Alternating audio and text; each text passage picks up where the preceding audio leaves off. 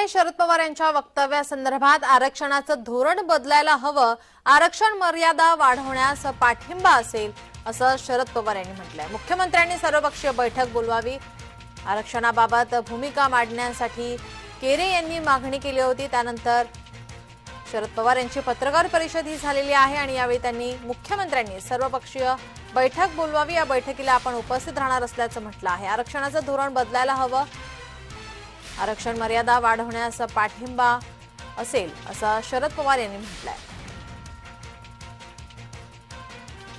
हे धोरण बदलायचं आणि 50% वर आरक्षण द्यायचं हा अधिकार हा केंद्र सरकारकडे फाळलेला विषय आहे।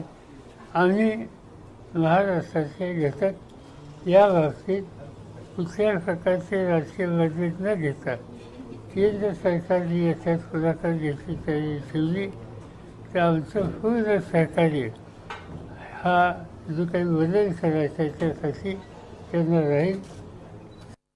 उद्धव ठाकरे असतील, त्याच्यानंतर अजितदादा असतील, देवेंद्र फडणवीस साहेब असतील, मुख्यमंत्री एकनाथ शिंदे असतील आणि आज आमचं आंदोलनाचा शेवट हे शरद पवार साहेब आहोत।